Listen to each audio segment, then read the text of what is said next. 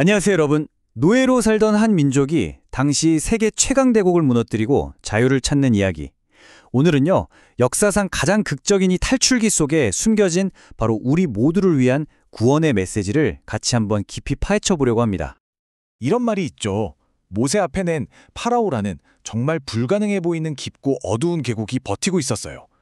하지만요, 바로 그 깊은 계곡이 있었기 때문에 하나님의 능력이 얼마나 높은 산과 같은지가 오히려 더 선명하게 드러날 수 있었던 겁니다.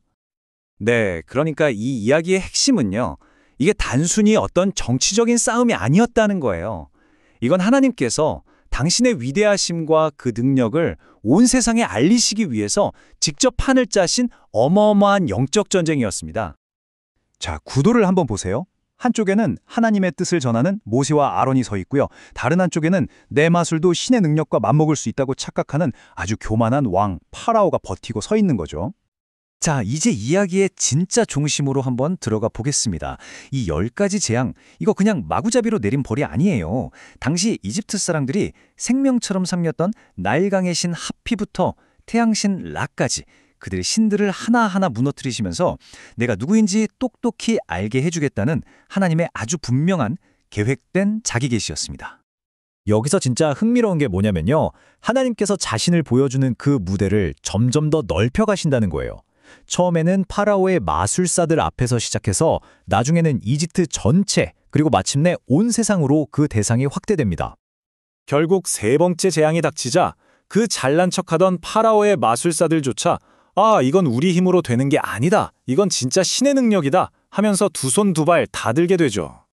그리고 파리 때 재앙 때부터는요. 하나님께서 아주 명확한 선을 그으십니다. 이집트 온 땅에는 끔찍한 심판이 임하는데 신기하게도 당신의 백성이 사는 고센 땅만큼은 완벽하게 보호하시면서 안전과 평화를 지켜주시는 거죠. 바로 이거예요. 이게 궁극적인 목적이었던 거죠. 하나님은 일부러 파라오의 그 완고한 마음을 사용하셔서 당신의 능력이 얼마나 위대한지 그리고 당신만이 온 우주의 유일한 참신이라는 사실을 온 세상에 알게 만드신 겁니다. 자, 이제 이야기의 절정, 클라이맥스로 넘어가 보겠습니다. 9번이나 경고를 했는데도 파라오의 마음은 돌처럼 굳어 있었고 결국에는 가장 끔찍하고 파괴적인 마지막 재앙을 불러오고 맙니다. 여러분, 이건 그냥 또 다른 재앙, 그런 수준이 아니었어요. 이건 이집트가 섬기던 모든 신들을 향한 최종 심판이었고 생명과 죽음을 주관하시는 분이 누구인지를 그 누구도 부인할 수 없게 만든 결정적인 사건이었습니다. 그런데 말이죠. 이 무시무시한 심판 속에서도 하나님께서는 살 길을 하나 열어주셨어요. 당신을 믿고 말씀대로 따르는 사람들을 위해서 아주 구체적인 구원의 방법을 마련해 주신 거죠. 그날 밤 생명과 죽음을 가른 건 딱 하나였습니다. 그게 뭐였을까요? 바로 하나님의 약속을 믿는 믿음으로 문설주에 바른 무고한 어린 양의 피였습니다. 아니, 근데 수천 년 전에 있었던 이 어린 양 이야기가 도대체 오늘을 사는 우리랑 무슨 상관이 있는 걸까요? 이 이야기가 우리에게 주는 진짜 핵심 메시지는 뭘까요? 사실 이 고대의 의식은요, 훨씬 더 위대한 무언가를 가리키는 예고편 같은 거였어요. 이집트에서의 노예 생활보다 훨씬 더 근본적인 문제, 바로 우리를 하나님과 갈라놓고 결국 죽음으로 끌고 가는 죄라는 문제에 대한 완전한 해결책을 미리 보여준 사건이었던 거죠. 그리고 수백 년이 흘러서 이 모든 퍼즐 조각이 딱 맞춰지는 순간이 옵니다. 세례 요한이 예수님을 보자마자 외치죠. 보라, 세상 죄를 지고 가는 하나님의 어린 양이다. 바로 유월절 어린 양이 장차 오실 예수 그리스도에 대한 예고편이었음이 밝혀지는 순간이었습니다. 이 표를 보면 그 연결고리가 정말 선명하게 보이죠. 유월절 어린 양이 흠없이 순결해야 했던 것처럼 예수님도 죄 없이 완전하셨어요. 어린 양이 가족을 대신해 죽었던 것처럼 예수님께서 바로 우리 죄를 대신해서 십자가에서 죽으신 겁니다.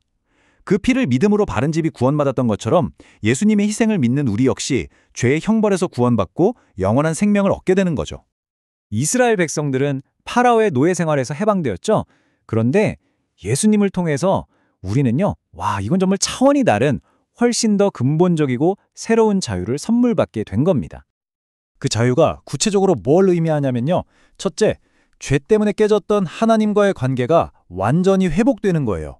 둘째, 우리를 평생 짓누르던 죄책감과 죽음의 형벌로부터 완전히 자유로워지는 거죠. 그래서 우리는 이제 억지로가 아니라 감사함으로 살아갈 힘을 얻고 마침내 하나님의 소중한 자녀가 되는 특권을 누리게 되는 겁니다. 결국 어린 양의 피를 통해 이스라엘 백성에게 주어졌던 그 구원의 약속이 이제는 예수 그리스도를 믿는 믿음을 통해 이 세상 모든 사람에게 활짝 열리게 된 겁니다. 이게 바로 성경이 우리에게 말하는 아주 단순하면서도 정말 강력한 약속입니다. 그래서 6월절 이야기는 오늘 우리에게 이렇게 묻고 있습니다. 당신의 삶의 문에는 그 어떤 심판도 넘어설 수 있게 하는 어린 양의 피, 그 증거가 있습니까? 세상 죄를 지고 가신 하나님의 어린 양이 바로 당신을 위한 구원자이심을 믿으십니까? 구독과 좋아요, 댓글은 이 영상을 제작하는데 큰 도움이 됩니다. 저를 위해서도 기도해 주세요.